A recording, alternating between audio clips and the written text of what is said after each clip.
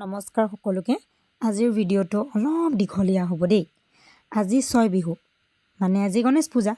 প্ৰতি বছৰৰ দৰে এই বছৰো আমাৰ গাঁৱত গণেশ পূজা কৰিছে। এই পূজা ভাগৰ বৰ ডাঙৰ মাহাত্ম্য এটা আছে। বহু বছৰ আগৰ পৰাই আমাৰ গাঁৱত এই পূজাৰ প্ৰচলন। বাৰু সেইবোৰ যদি মই এতিয়া কওঁ তেন্তে শেষেই নহ'ব, কাৰণ এই পূজা ভাগৰ কাহিনী বহুত দীঘলীয়া। যদি কেতিয়াবা আপোনালোকে জানিব বিচাৰে তেন্তে মই আপোনালোকক আমাৰ গাঁৱৰ বয়োজ্যেষ্ঠসকলৰ সহায় লৈ তেওঁলোকৰ মুখেৰেই শুনাম। তেন্তে বলক আমাৰ এই গণেশ পূজা ভাগৰ বিষয়ে থুলমূলকৈ কিছু কথা জানো। মই যিখিনি জানো সেইখিনিয়ে ক'ম দেই। যদি কিছু ভুল কওঁ তেন্তে আপোনালোকে কমেণ্টৰ যোগেদি মোক জনাই দিব, মানে শুধৰাই দিব। আমাৰ এই গণেশ পূজা ভাগৰ গণেশ বাবাক বছৰত মাথো এবাৰহে উলিওৱা হয়। তাতেও বহুত নিয়ম থাকে। দুজন কিশোৰ ল'ৰাকহে গণেশ বাবাৰ থাপনাখন দাঙিবলৈ দিয়া হয়।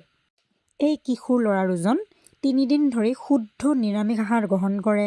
তেওঁলোকে নতুন পোছাক পিন্ধে আৰু আমাৰ গাঁৱৰ সকলো লোকৰ ঘৰতে 3 দিন ধৰি নিৰামিষেই হয়। ক'ব গ'লে ঢেৰ নিয়ম আছে, মইতো ইমান নাজানো। আৰু বিশ্বাস কৰে যে যদি সেই নিয়মৰ কেতিয়াবা অনিয়ম হয় তেন্তে আমাৰ গাঁওখনত কিছু সমস্যাই দেখা দিয়ে।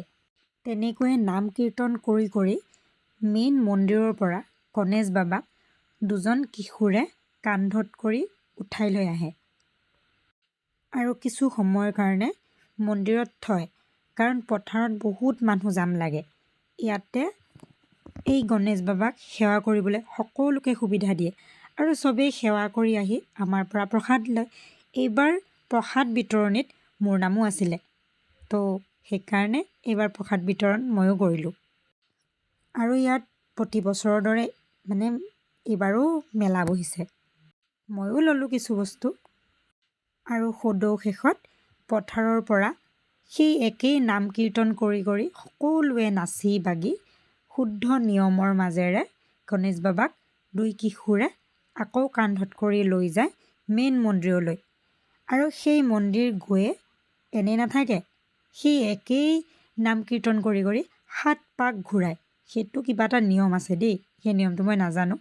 প্ৰত্যেকটো পাকত এবাৰ ঘূৰাব আৰু গড় ভাঙিব। আপোনালোকে দেখিবলৈ পাব ভিডিঅ'টোত গড়নো কেনেকৈ ভাঙে। আৰু গড় যে ভাঙে তাতেও মাহাত্য আছে। কি জানেনে? এই যে দেখিছে ডাঙৰ ডাঙৰ খুঁটাবোৰ লতাৰে বান্ধি থৈছে, এইবোৰ হ'ল গড়। এয়া যদি ভাঙে মানে ভিতৰত এটা পাৰ্টি থাকে, বাহিৰত এটা পাৰ্টি থাকে, মানে ধেমেলীয়া যুদ্ধৰ দ্বাৰা গড় ভাঙে। আৰু লোকবিশ্বাস মতে এই গড় ভাঙিলে বছৰটোৰ কাৰণে গাৰ বিষ, এই যে বাত বিষ বুলি কয়, সেইবোৰ বিষ নোহোৱা হৈ যায়, বেমাৰ আজাৰ বহুত দূৰত থাকে। আৰু এই গড় সেই গড় নহয়, বহুত টানকৈ বান্ধে। ভগৱানৰ যে কি লীলা ন, চায়ে ভাল লাগে, বহুত ভাল লাগে। আৰু আমিও বহুত ফূৰ্তি কৰোঁ। মানে এই যে ক'লো 7 পাক ঘূৰে বুলি, প্ৰতিটো পাকতে এবাৰ ৰখি কিনে তাতে নাচে, চবেই নাচে। আৰু এইবাৰ ময়ো নাছিলোঁ, বহুত ফূৰ্তি কৰিলোঁ তাত। আৰু এইবাৰ মোৰ এটা ভাল লাগিছে যে এইবাৰ মই তাল বজাব পাৰিছোঁ, বৰ ডাঙৰ ডাঙৰ তাল। শব্দও শব্দ, ইমান ধুনীয়া শব্দ। মোৰ ভাগ্যটোৱে ভাল, মই যে পূজাৰ কাম কৰিব পাইছোঁ। মোৰ ভাগ্যত যে গণেশ বাবাৰ কাম আছিলে, চবৰ ভাগ্যত নাথাকে আকৌ। আৰু এই গণেশ পূজা ভাগতে আমি গাঁৱৰ ডেকা বুঢ়া সকলো মানুহ মানে একগোট হওঁ, চবকে দেখা পাওঁ। মানে কি হয়, চবেই কলেজ স্কুলত পঢ়ে ন, চবেই চাকৰি কৰে, নাথাকেই। তো এই আজিৰ দিনটোত মানে এই 6 বহাগৰ দিনটোত আমি চবকে দেখা পাওঁ, চবকে লগ পাওঁ, বহুত ফূৰ্তি কৰোঁ। এই যে মই কৈছিলোঁ গড় ভঙা বুলি, দেখিছে? ইয়াকে কয় গড় ভঙা বুলি। ভিতৰতো এটা পাৰ্টি থাকে, বাহিৰতো এটা পাৰ্টি থাকে। যোনে জিকে, যোনে ভাঙিব পাৰে, খুব ফূৰ্তি কৰে, মানে বহুত ভাল লাগে। মানে বছৰটো ভালেই যায় আৰু চবৰে। আৰু শেষত গণেশ বাবাক থাপনাৰ পৰা ওলাই সকলো ৰাইজকে এবাৰ দেখুৱায়। কিন্তু তাতে ফটো তোলা, ভিডিঅ' বনোৱা একেবাৰে নিষেধ, সেইবাবে মই ভিডিঅ'টো কৰিব নোৱাৰিলোঁ।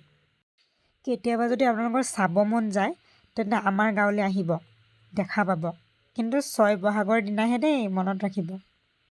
আৰু সদৌ শেষত সকলোৱে আমি লাইন পাতি বহোঁ আৰু যোনে যোনে শৰাই আগবঢ়ায় তেওঁলোকক শৰাইসমূহ ঘূৰাই দিয়ে, মানে প্ৰসাদ দিয়ে। আৰু তেনেকৈ আমি তাত প্ৰসাদ খায়ো আহোঁ, লৈও আহোঁ। কিমান যে ভাল লাগে। মানে বেয়াও লাগে বাৰু আকৌ অহা বছৰ পাম যদি ভালে ভালে থাকোঁ ভগৱানে যদি ভালে ভালে ৰাখে এনেকুৱা ভিডিঅ' মই অহা বছৰো বনাম দেই এতিয়ালৈ বাই বাই